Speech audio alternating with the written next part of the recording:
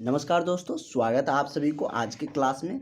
आज हम लोग मिडवाइफरी क्लास को आगे कंटिन्यू रखते हैं और हो सकता है तो कल हम लोग टॉपिक को चेंज करेंगे, क्योंकि बहुत दिनों से ये टॉपिक चलते आ रहे हैं। तो बहुत सारे कैंडिडेटों का, बहुत सारे जो भी एएनएम जीएनएम सिस्टर है, उनका कहना था कि थोड़ा सा टॉपिक को चेंज करिए। तो हम लोग कल से होगा तो नए टॉपिक पे चलेंगे। आज हम लोग इसी का क्वेश्चन देखने जा रहे हैं। और दुर्गा पूजा में आप लोगों ने बहुत इंजॉय किए, अब अपनी पढ़ाई पर लौट आइए, क्योंकि यही आपको सिलेक्शन दिलाएगा। अगर आपको नौकरी लग जाते हैं तो अगले साल से दुर्गा पूजा और जो फेस्टिवल है वो सब और भी अच्छे से मनाइएगा। और जैसे कि रेलवे ने भी अब हर ईयर प्रत्येक साल आप लोगों को नौकरी देंगे, प्रत्येक साल बहाली आएगा। अब आप लोगों को इंतज़ार नहीं करना पड़ेगा। फिर नई बहाली रेलवे में 4 महीना का आप लोगों को समय दिया गया है। तो इस 4 महीना में बहुत अच्छे से आप लोग पढ़िए, आपको निश्चित रूप से उसमें जॉब लगेंगे। अगर जो फॉर्म भरा गया है उसका फॉर्म रीओपन होंगे तो उसकी जानकारी हम क्लास के ग्रुप पे आप लोगों को दे देंगे। जो भी स्टूडेंट अभी तक क्लास नहीं ज्वाइन किए हैं, इंतज़ार कर रहे हैं, तो अब आप लोग इंतज़ार नहीं करिए। अब तो सारा कैलेंडर भी एग्ज़ाम का और जो वैकेंसी है उसका नोटिस जारी कर दिया गया है। तो अब आप लोग ज़रूर इस नंबर पर 70 50 87 29 96 इस नंबर पर कॉल करके व्हाट्सअप करके आप लोग क्लास में ज़रूर जुड़ जाइए। डेली आप लोगों को क्लासेज होती है और डेली आप लोगों को सारा जो नोट्स है वो जो भी एक्सप्लेनेशन का नोट्स होता है वो भी दिए जाते हैं।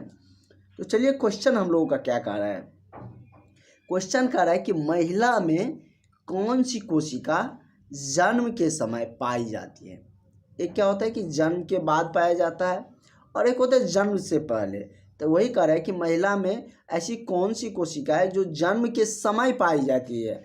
यहाँ पे बाद और पहले नहीं पूछ रहा है। तो जन्म के समय जो महिला में कोशिका पाई जाती है वो प्रथम ओसाइट है। क्या होता है? तो प्रथम ओसाइट कोशिका है। ये एक कोशिका है, जैसे कि बहुत सारे सेल होते हैं ना, उसी तरीके से एक मतलब कि सेल का ही पार्ट है। तो वो मतलब क्या है? प्रथम ओसाइट महिलाओं में जन्म के समय में पाए जाते हैं।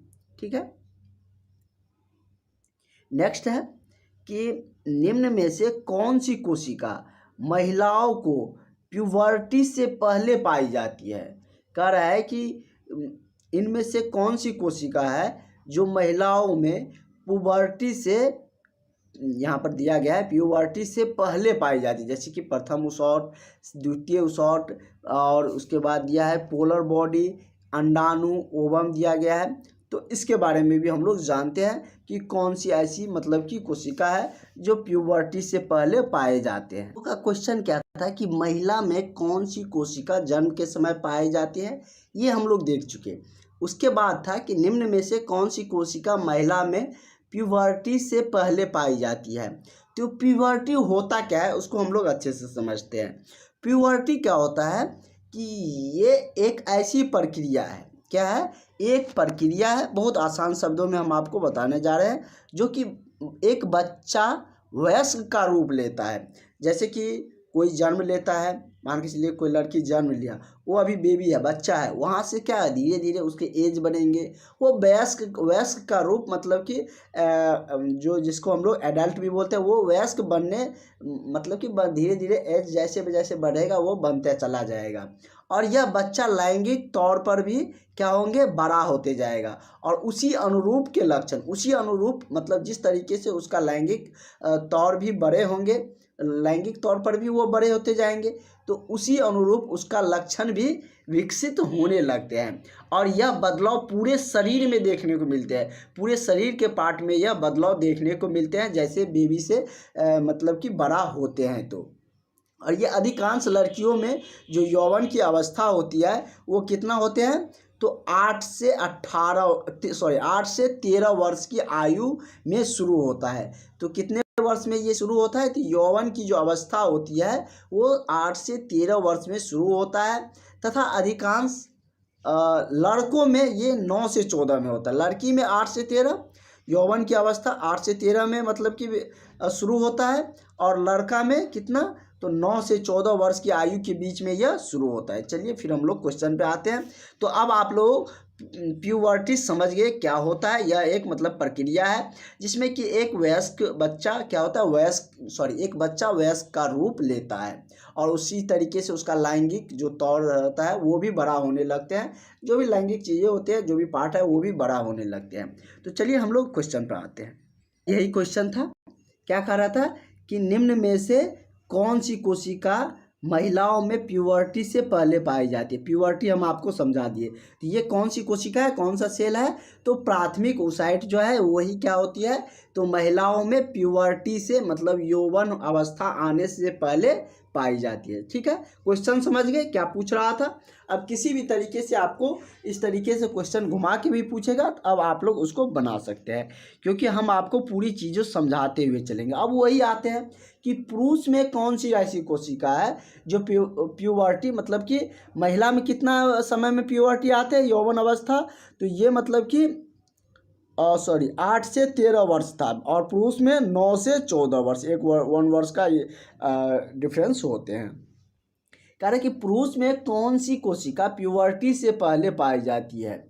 जैसे कि इसमें बहुत सारा ऑप्शन आपको दिए गए हैं, तो फर्स्ट ऑप्शन की तरफ हम लोग बढ़ते हैं। फर्स्ट ऑप्शन दिया है कि एस्पर्मेटोगोनिया। तो एस्पर्मेटोगोनिया ही ऐसा कोशिका है, ऐसा सेल है जो प्यूबर्टी से पहले पाए जाते हैं। तो इसका करेक्ट आंसर क्या हो जाएगा, आपका ऑप्शन नंबर ए हो जाएगा, एस्पर्मेटोगोनिया। तो करेक्ट आंसर आपका यही हो जाएगा। प्यूबर्टी से पहले पुरुष में पाए जाने वाला कोशिका का क्या नाम है, तो एस्पर्मेटोगोनिया। वही यदि हम महिला की बात करें तो महिला में प्यूबर्टी से पहले पाए जाने वाली कोशिका क्या है, प्राथमिक ओसाइट है। क्या है, प्राथमिक ओसाइट है। चलिए हम लोग आगे की क्वेश्चन बढ़ाते हैं।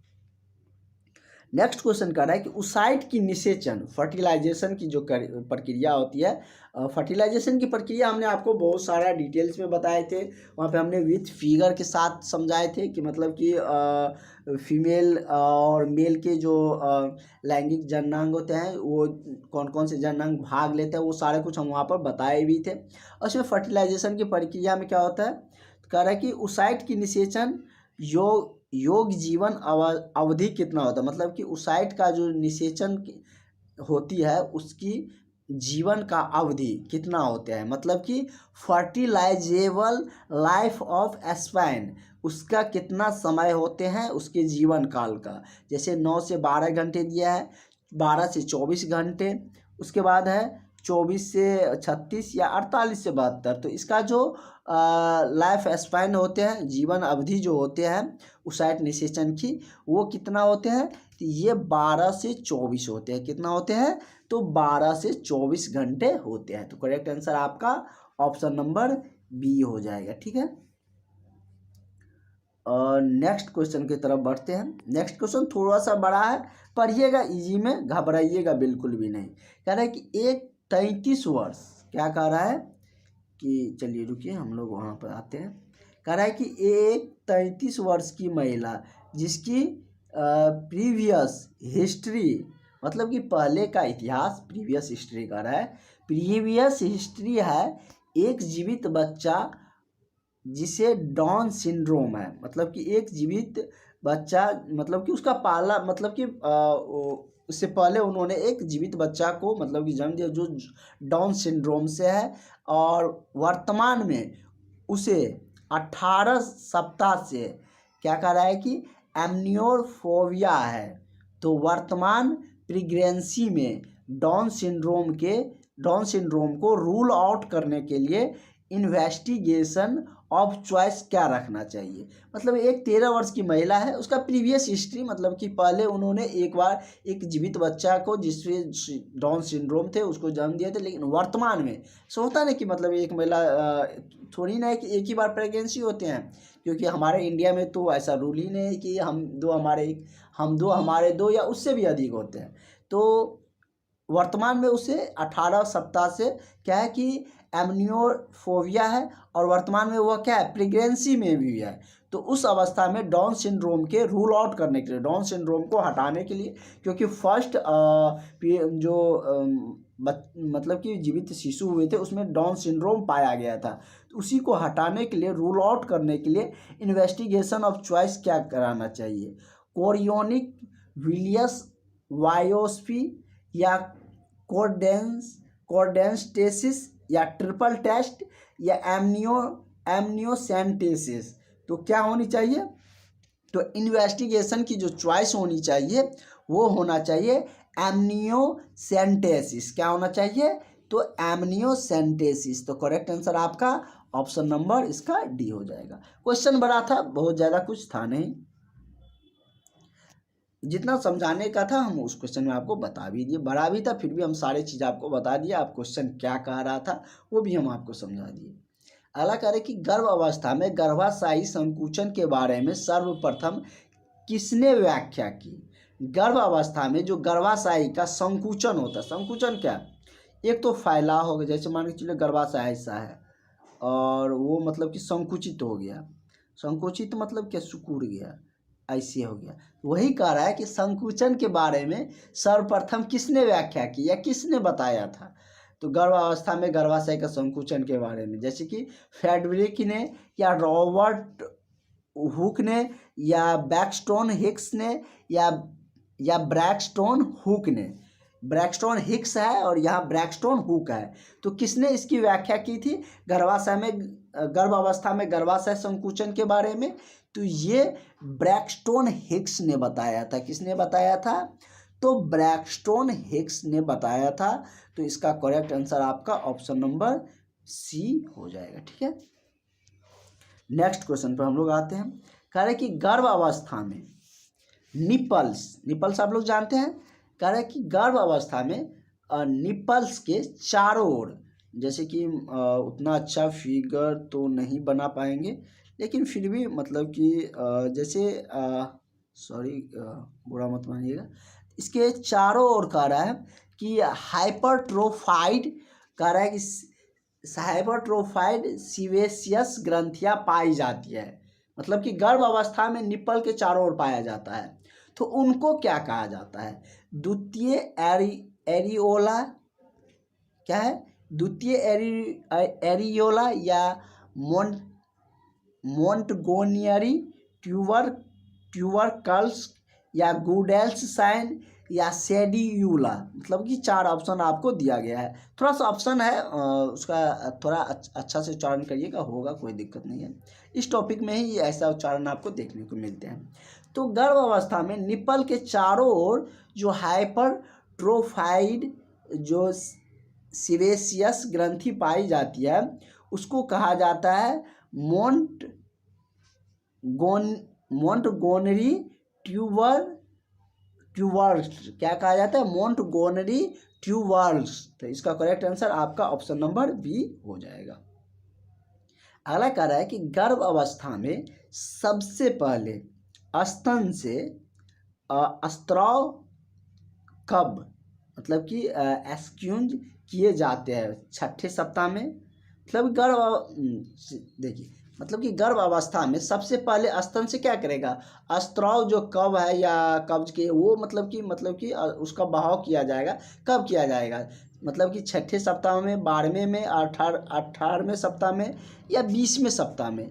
तो गर्भ अवस्था में सबसे पहले जो स्तन का स्त्राव किया जाता है, मतलब कि स्तन से जो स्त्राव किए जाते हैं वो कब किया जाता है, ये आपसे पूछे जा रहे हैं। तो ये आपको किया जाता है 12वें सप्ताह में। कब किया जाता है, तो गर्भ अवस्था के दौरान सबसे पहले स्तन से जो स्त्राव किया जाता है वो मतलब कि स्त्राव मतलब कि बहाव होता है, जैसे कहता है ना कि रक्त स्त्राव हो रहा है, मतलब कि रक्त का बहाव हो रहा है। तो कह रहा है स्तन से क्या बहेगा, तो वो मतलब कोलेस्ट्रॉल का ही मात्रा होते हैं और भी बहुत सारा उसमें चीज़ें होती हैं। तो ये आप सब भी इसके बारे में डिटेल्स में जानते हैं। तो वो कब बहाव होता है, तो 12वें सप्ताह में होते हैं। ये उतना डिटेल्स में पूछेंगे नहीं, पूछेंगे कि इसका मतलब कि स्तन से स्त्राव कब किया जाता है, क्वेश्चन भी वही है। तो ये 12वें सप्ताह में किया जाता है। करेक्ट आंसर आपका ऑप्शन नंबर बी हो जाएगा। अगला है कि गर्भ अवस्था में कौन सी स्थिति स्ट्रियोल स्तर, क्या कह रहा है कि गर्भ अवस्था में कौन सी स्थिति ऑस्ट्रियोल स्तर मतलब कि ऑस्ट्रियल लेवल को कम करता है। तो ऑस्ट्रियल लेवल को जो कम करता है, जैसे इसमें दिया है कि फीटस की मृत्यु, डाउन्स सिंड्रोम, उपयुक्त सभी, या क्या होंगे। तो हमने आपको बहुत बार बता चुके हैं कि उपयुक्त सभी वाले रहेंगे। तो दो ऑप्शन देखिए, ये दोनों क्वेश्चन लग रहा है कि गर्भ अवस्था में जो ये ऑस्ट्रियल लेवल कम होने से क्या होता है कि फीटस की मृत्यु और डाउन सिंड्रोम होता है। तो इसका मतलब क्या हो जाएगा, दो सही हो रहा है तो तीसरा ऑटोमेटिक हो जाएंगे। जब उपयुक्त सभी दिया गया है तो दोनों मतलब कि इसका ऑल ऑफ दीज हो जाएंगे। और मैक्सिमम, अब ये नहीं कि जो भी क्वेश्चन आपके एग्जाम में आएंगे तो अगर ऑल ऑफ दीज है तो उसको आप ऑल ऑफ दीज ही मार दीजिएगा। लेकिन जहाँ पर कन्फ्यूजन आ रहा है, आपको लग रहा है कि दो ऑप्शन हमको आ रहा है, तो तीसरा ऑटोमेटिक हो जाता है। और जनरली आप लोग कि जितने हम क्वेश्चन देखते आ रहे हैं सब में ऑल ऑफ दीज वाला रहता है, तो उसमें मैक्सिमम में हो जाते हैं, कुछ कुछ में नहीं रहते हैं, मतलब कि वही आंसर, लेकिन ज़्यादातर में रहते हैं। अगला क्वेश्चन हम लोगों का कह रहा है कि गर्भ अवस्था के शुरुआती 6 सप्ताह में कौन सी संरचना प्रोजेस्टेरॉन हार्मोन स्रावित करता है। एक क्लास में हम लोग बहुत सारे हार्मोन के बारे में ही जानेंगे। तो मतलब कि गर्भ अवस्था के शुरुआती 6 सप्ताह, अच्छा से लिख दीजिएगा, ऐसे लिख लीजिएगा, 6 सप्ताह में कौन सा प्रोजेस्टेरॉन हार्मोन स्रावित होता है। तो ये आपका होता है कार्ब्स ल्यूटियम। क्या होता है, कार्ब्स ल्यूटियम जो हार्मोन है उसी का प्रोजेस्टेरॉन स्रावित होते हैं। इसका करेक्ट आंसर आपका ऑप्शन नंबर ए हो जाएगा। अगला कह रहा है कि गर्भ अवस्था में कौन सी स्थिति में प्रोजेस्टेरॉन का स्तर कम हो जाता है। गर्भ अवस्था के दौरान ऐसी कौन सा स्थिति होते हैं जिसमें प्रोजेस्टेरॉन का स्तर कम हो जाता है। जैसे दिया गया है कि एक्टोपिक प्रेगनेंसी, जिसको एक्टोपिक या हाइडेटिडी फॉर्म मोल, या RH आइसो इम्यूनाइजेशन, या चौथा ऑप्शन हम लोग देख लेते हैं। चौथा ऑप्शन कह रहा है उपयुक्त सभी। तो इसमें क्या होगा, आप सब भी इसका आंसर बता सकते हैं। तो क्या होंगे, अब ये मत करिएगा कि उपयुक्त सभी है तो उपयुक्त सभी मतलब कि ऑल ऑफ दीज मार देते हैं, नीचे वाले सही हो जाएंगे। नहीं, गर्भ अवस्था में कौन सा ऐसा स्थिति है जो कि प्रोजेस्टेरॉन के स्तर को कम करता है, तो वो क्या है, एक्टोपिक प्रेगनेंसी। क्या है, एक्टोपिक जो प्रेगनेंसी है वो प्रोजेस्टेरॉन के स्तर को कम करता है। नेक्स्ट क्वेश्चन पे चलते हैं। कह रहे कि गर्भ अवस्था में पिट्यूटरी ग्रंथि में कौन सा परिवर्तन नहीं होता है। कह रहा है कि गर्भ अवस्था जब धारण करते हैं तो उस समय पिट्यूटरी ग्रंथि में कौन सा परिवर्तन नहीं होता है। जैसे दिया है कि वजन में वृद्धि, हार्मोन के स्तर में बढ़ोतरी, पिट्यूटरी गोनेडोट्रोफिन स्तर में वृद्धि, या ACTH लेवल में वृद्धि। तो गर्भ अवस्था में जो पिट्यूटरी ग्रंथि होती है उसमें हम लोगों को जो परिवर्तन नहीं देखने को मिलता है वो पिट्यूटरी गोनेडोट्रोफिन में जो उसका स्तर होता है, पिट्यूटरी गोनेडोट्रोफिन स्तर का, उसमें वृद्धि नहीं होता है। तो इसका करेक्ट आंसर आपका ऑप्शन नंबर सी हो जाएगा। यही आपसे पूछ रहे थे कि मतलब कि गर्भ अवस्था के दौरान पिट्यूटरी ग्रंथि में कहाँ पर परिवर्तन नहीं होता है। तो पिट्यूटरी गोनेडोट्रोफिन स्तर में वृद्धि नहीं होता है। ठीक है। अगला है कि स्तर से मिल्क इजेक्शन को कहा जाता है, सॉरी स्तन होगा, स्तन से मिल्क इजेक्शन को क्या कहा जाता है। आपका बहुत सारा 4 ऑप्शन दिया गया है।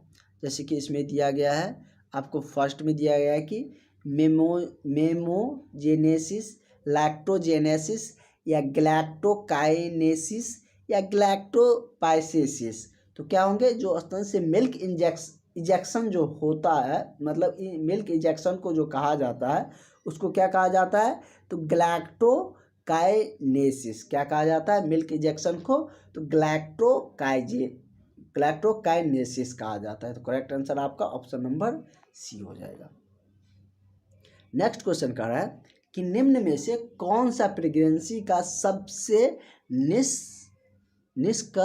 निष्कर्मात्मक निर्णायक क्लिनिकल साइन है। इसमें से कौन है जो प्रेगनेंसी का क्लिनिकल साइन है, ये आपसे पूछे जा रहे हैं।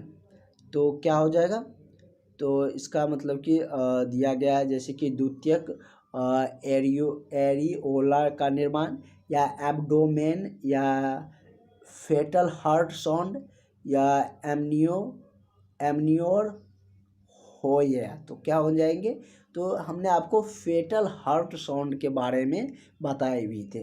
तो मतलब प्रेगनेंसी में जो सबसे निष्कर्मात्मक निर्णायक जो क्लिनिकल साइन है वो क्या है, फेटल हार्ट साउंड है। ठीक है, इसका करेक्ट आंसर आपका ऑप्शन नंबर सी हो जाएगा। अगला कह रहा है कि सबसे पहले फेटल हार्ट साउंड को एस्क्यूल्टेट किया जाता है गर्भ अवस्था के, कब एस्क्यूल्टेट किए जाते हैं, गर्भ अवस्था के 10 से 12वें सप्ताह के मध्य, या गर्भ अवस्था के 8 से 10 सप्ताह के मध्य, या गर्भ अवस्था के 18 से 20वें सप्ताह के मध्य, या गर्भ अवस्था के 30 से 32 सप्ताह के मध्य। तो ये कब किए जाते हैं, तो ये आपको किया जाता है गर्भ अवस्था के 8 से 10वें सप्ताह के मध्य में। तो करेक्ट आंसर आपका ऑप्शन नंबर बी हो जाएगा। नेक्स्ट क्वेश्चन पे हम लोग बढ़ते हैं। आपका अगला क्वेश्चन कह रहा है कि जन्म के समय नवजात शिशु की लंबाई लगभग कितनी होती है। वजन के बारे में हम लोग पढ़े हैं, कितना होता है जन्म, जब कोई भी शिशु लेता है तो उस समय उसका वजन 2.5 से 3 kg के बीच में होता है। एक स्वस्थ बालक की जो बेबी होते हैं, बच्चा होता है, नवजात शिशु होता है, उसका वजन कितना होता है 2.5 से 3 kg के बीच में होते हैं। और गर्भ धारण करने के मतलब कि पीरियड में किसी महिला का वजन कितना बढ़ जाता है, तो 11 kg के आसपास में बढ़ जाता है। ठीक है, और लेकिन यहाँ पर पूछ रहा है कि जन्म के समय नवजात की लंबाई लगभग कितनी होती है। यहाँ पर वजन नहीं पूछ रहा है, तो लंबाई कितना होता है, तो ये होते हैं कितना, तो 45 से 48 सेंटीमीटर कितना होता है, तो जनरली 45 से 48 सेंटीमीटर के बीच में नवजात शिशु की लंबाई होते हैं। तो आज आप लोग एक नया चीज़ भी सीख लिए, वजन के बारे में भी जानते थे कि नवजात शिशु का वजन कितना होता है। आज आप लोग ये भी सीख लिए कि नवजात शिशु की लंबाई कितना होता है, जन्म के समय उसकी जो लंबाई है वो कितना होता है, तो 45 से 48 सेंटीमीटर। अगला है कि पोस्टेरियर फेंटेनल पर कुल कितने सेच्यूर्स से जुड़े रहते हैं। जैसे कि 2 दिया है, 3 दिया है, 4 दिया है, 5 दिया है, तो कितने से ये जुड़ा हुआ रहता है, तो ये 2 मतलब कि सेच्यूर से जुड़े रहते हैं। तो इसका